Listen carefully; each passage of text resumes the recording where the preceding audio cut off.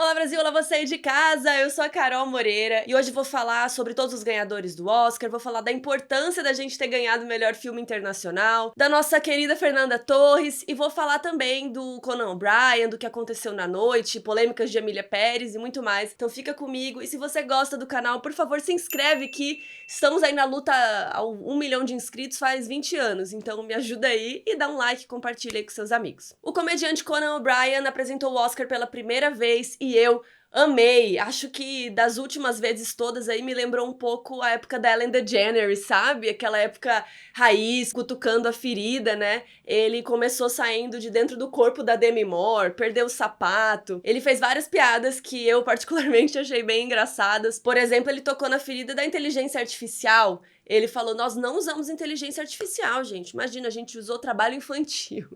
E bem nessa hora, cortou a câmera pro Jesse Eisenberg, que interpretou o criador do Facebook, o Mark Zuckerberg, no filme A Rede Social. Então, uma crítica aí pro pessoal das Big Techs, né? Ele também fez piada com a roupa, que era um amarelo vivo do Timothée Chalamet, falando que ele não seria atropelado quando ele estivesse na bike dele indo embora pra casa. E ainda fez piada sobre o Bob Dylan, né? Ah, ele queria muito estar na cerimônia. Não queria, na verdade, né, gente? Porque o Bob Dylan é conhecido por não ser uma pessoa muito sociável.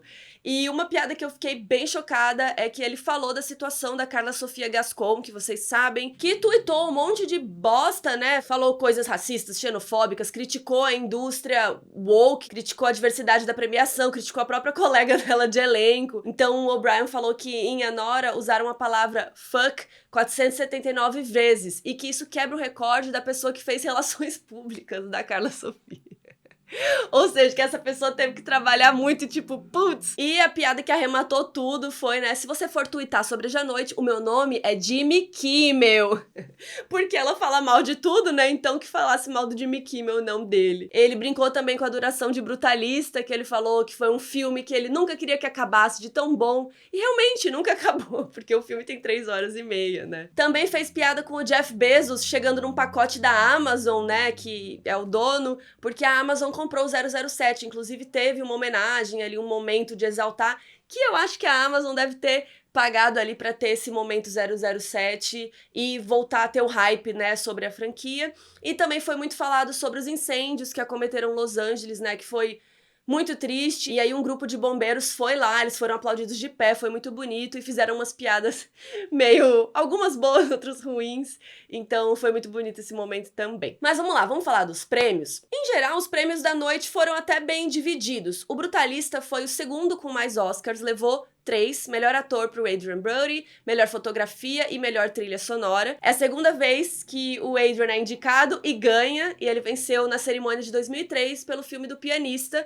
que, por coincidência ou não, era também sobre consequências aí da Segunda Guerra, né? E na época ele tinha se tornado o ator mais jovem a receber o prêmio com 29 anos. E esse ano o Chalamet tava ameaçando o recorde dele, porque também tá com 29 anos, mas tem só uns meses aí que ele fez 29 anos. Então, se ele ganhasse, ele ia virar o mais jovem, mas o Adrien defendeu seu recorde aí do Timothée e ainda descolou seu segundo Oscar. O discurso dele foi tão longo quanto o próprio filme, né? Mas começaram a subir a música ali e ele falou, não, gente, eu já estive aqui e aconteceu a mesma coisa. A música subiu, eu pedi pra vocês esperarem, eu terminei de falar. Então ele repetiu. Agora, o chiclete que ele tacou pra esposa dele, que ele tava mascando, ele, ai meu Deus, tá com chiclete, ela tentou pegar e deve ter colado naquele carpete ali. Ô, Adrien, que confusão. Emília Pérez descolou 2 Oscars. Um que já era mais esperado, né, de atriz coadjuvante pra Zoe Saldanha e melhor canção original pra El Mal, que é uma música performada por ela mesma. E, gente, o surto da mulher cantando. E todo mundo assim... Emília... E uma coisa interessante, gente. Nem esses aí que ganharam melhor canção e nem a Zoe Saldanha agradeceram a comunidade trans. Quando a Zoe fez o discurso, ela não agradeceu a Carla Sofia, ela falou muito sobre ser dominicana, de estar falando espanhol, e foi uma coisa muito forte pra ela. Você vê ali... a emoção dela, porque, gente, imagina o peso de tudo que ela passou com as polêmicas do filme e que ela ainda passou depois, né, na entrevista pós ali do Oscar, ela teve que dar entrevista também sobre esse assunto, que inclusive ela falou que ela não acha que o filme é sobre o México, e sim sobre 4 mulheres. Ela falou que o filme poderia ter se passado em qualquer país, mas então por que foi lá, né? Mas, enfim. A Zoe realmente, ela faz milagre com que a entregue ali com aquele roteiro que pra mim não faz o menor sentido. Essa música também, nossa, muito difícil, mas pra mim até a outra música que tava indicada, que era a Mi Caminho, com a Selena Gomez, aquela nem tinha que estar indicada, gente. Aquela música sem pé nem cabeça no meio do filme, não nada. Mas uma coisa que é interessante é que a Zoe falou muito sobre ser dominicana, de estar falando espanhol, de ter ganhado um Oscar falando espanhol. E o Jacques Audiard tinha falado que era uma língua de pobres, imigrantes, então... Vocês acham que ela deu uma cutucada aí no diretor? O Kieran Culkin ganhou ator coadjuvante por A Verdadeira Dor, o único prêmio do filme, que já era muito esperado. E pra nós fãs de Succession, teve um momento fofo dele elogiando o Jeremy Strong, que estava indicado pelo filme O Aprendiz, a biografia do Donald Trump, que estava muito bem no filme também. E o Kieran ainda contou de uma aposta que ele tinha feito com a esposa dele, porque em outro prêmio que ele tinha recebido, a esposa dele tinha falado, se você ganhar esse prêmio, a gente faz um terceiro filho. E aí ele ganhou o prêmio, e aí ele falou isso quando ele ganhou. Só que no mesmo dia que ele falou, né, que ele queria um terceiro filho, ele falou, na verdade, eu queria 4. Aí ela, bom... Se você ganhar um Oscar, a gente vai ter 4 filhos. Aí ele foi no palco e falou, esse é o 4º, né? Vai rolar esse filho aí. Na parte técnica, Duna e Wicked dividiram os prêmios. Duna levou som, que é mais sobre edição, né? E os sonzinhos que são colocados ali. Efeitos visuais. E Wicked levou também, merecidamente, figurino e design de produção, que é direção de arte. Inclusive, o figurinista de Wicked, o Paul Tazewell, foi o primeiro homem negro a ganhar nessa categoria. E eu amei. O look dele estava belíssimo. E ele chegou lá e falou, eu sou o primeiro homem negro a ganhar a categoria. E eu achei isso muito legal, que ele mesmo,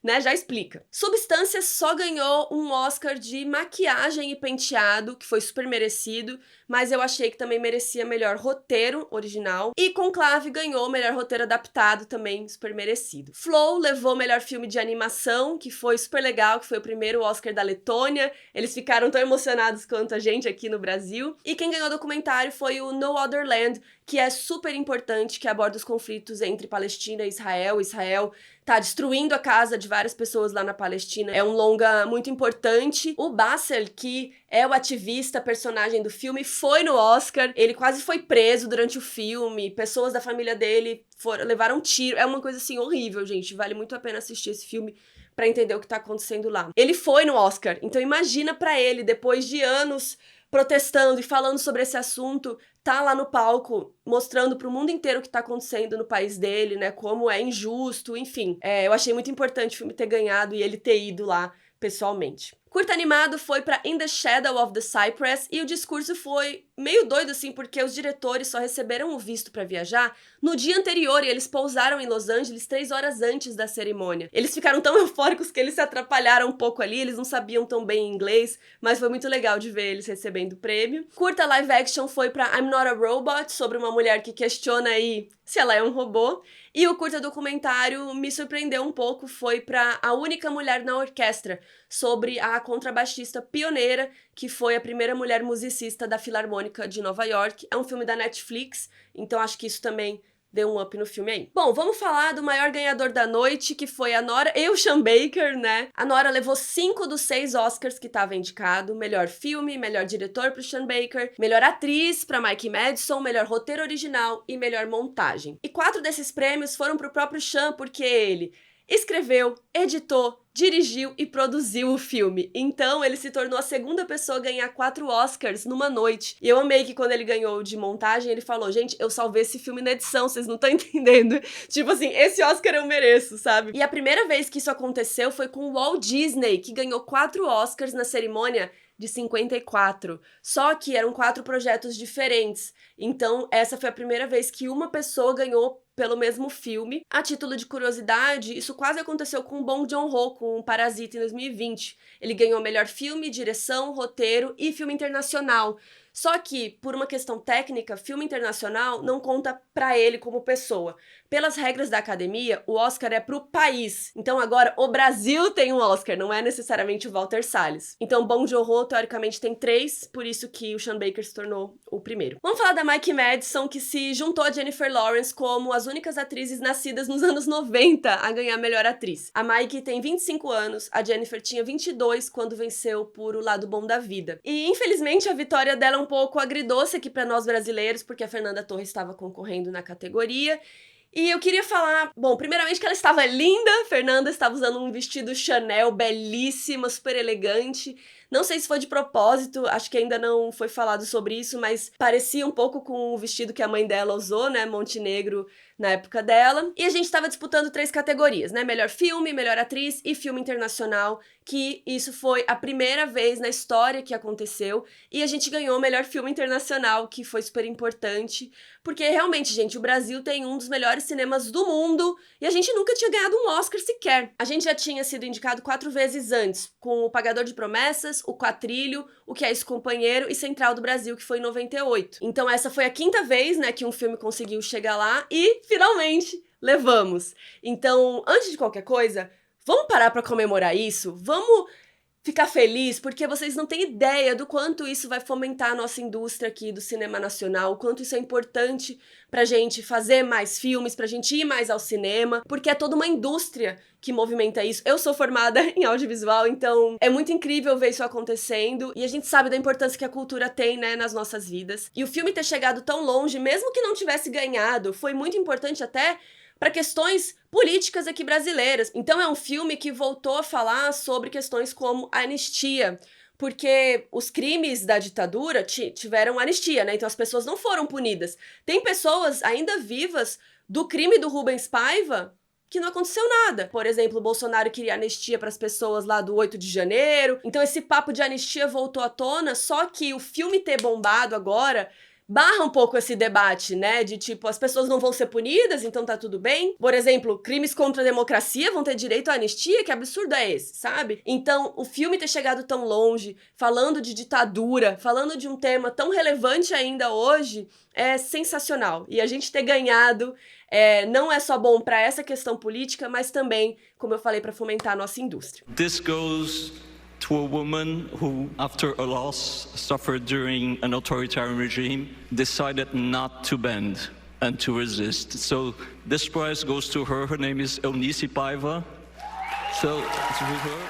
Agora, voltando a questões, né, de Mike Madison, Fernanda Torres, nós brasileiros ficamos com muita expectativa, né? A gente fica torcendo muito, então acho que tudo bem a gente se chatear por não ter acontecido. Teria sido incrível e muito merecido. Acho que, inclusive, se a gente for olhar na questão atuação, eu acho que ela é a que mais merecia. Mas vamos fazer como o próprio filme fala, né? Vamos sorrir, vamos comemorar, porque o cinema brasileiro chegou em um lugar onde a gente nunca tinha esperado e que também não era necessário, mas que é importante. Já que chegamos, é muito importante. Gente, ano passado, pensem que os gringos não tinham visto esse filme. Pensem que ninguém sabia quem era Fernanda Torres, né? Então ela ganhar o Globo de Ouro, essa campanha, ela tá lá sentada na frente, indicada, tá ali junto com a Demi Moore, com a Cynthia Erivo e tal. Isso é sensacional. Dito isso, eu queria falar que nessa categoria, eu acho que quem realmente foi roubada foi a Demi Moore.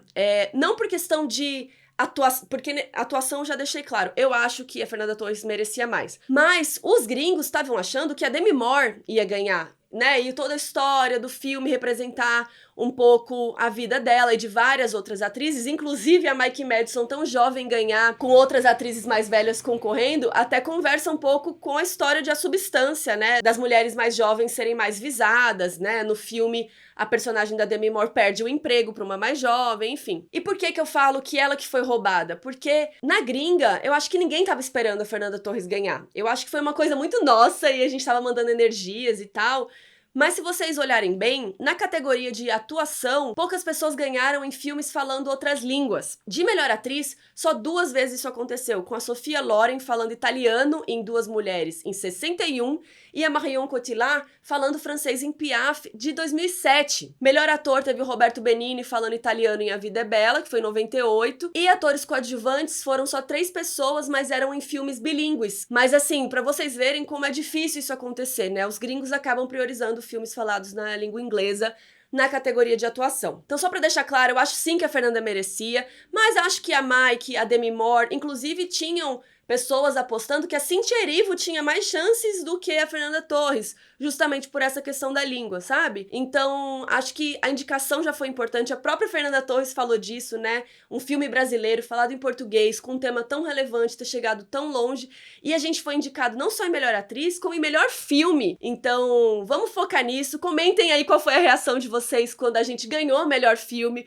porque eu saí gritando igual uma louca, fiquei rouca, abracei todo mundo. Foi incrível tá viva pra ver isso, e eu espero que venham muitos outros. E vamos falar um pouquinho das apresentações musicais também, só pra fechar, que esse ano a gente não teve as performances de canção original, mas eles criaram outras ideias que ficou super legal, né? A cerimônia abriu com um medley da Ariana Grande e da Cynthia Erivo, cantando músicas do universo do Mágico de Oz, as duas indicadas na categoria de atuação, né? E também teve um tributo ao Quincy Jones, que faleceu em 2024, ele foi um dos produtores musicais mais importantes da história, produziu Thriller, Bad, do Michael Jackson, We Are The World, e a Queen Latifah, que performou nessa homenagem. Também teve um tributo que eu falei sobre o James Bond, né, que começou com a Margaret Qualley dançando. Vocês sabiam que ela era dançarina antes de virar atriz? Foi esnobada em atriz coadjuvante, mas também uma categoria que tava cheia de gente excelente, né? E aí, 3 cantoras refizeram algumas músicas da franquia, né? A Lisa, que agora tá em White Lotus, ela é perfeita, né? Daí veio Doja Cat e a Ray. Então é isso, gente. Comentem aí o que vocês sentiram, como foi, onde vocês estavam. Vocês estavam no meio do carnaval, onde que vocês estavam assistindo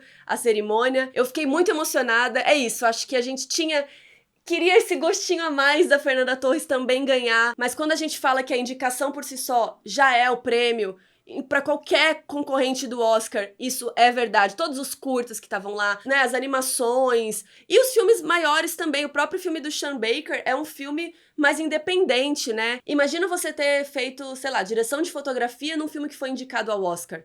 Você acha que isso não vai te dar mais trabalhos? Não vai fomentar mais a indústria do seu país, ali do seu meio, né? Então, isso é incrível pra qualquer filme. E é isso, nenhuma premiação é 100% justa, às vezes é hype, é campanha, e acho que é super válido a gente ressaltar aqui o trabalho que a Sony Classics fez com esse filme, gente. Isso também é um marco da nossa história, sabe? Que a gente teve essa chance de divulgar o filme da Fernanda Torres nas entrevistas, e né, eles ficaram 6 meses divulgando, indo em tudo, ficaram viajando, a Fernanda Torres não aguenta mais fazer escovinha lá no cabelo que ela odeia. A gente ter tido essa oportunidade de divulgar um filme brasileiro tão importante, né, que conta a história da Eunice Paiva, é de arrepiar. Então, quero deixar esse vídeo num tom feliz, quero ver todo mundo comemorando. E é isso, comentem aí o que vocês acharam. E lembrando que segunda que vem a gente tem live de The White Lotus, no dia 10 de março, 19h30 da noite. Eu e a Fernanda vamos comentar aí o meinho da temporada, tudo que tá acontecendo. E no dia 24 de março tem a nossa live final de Severance, comentando a temporada.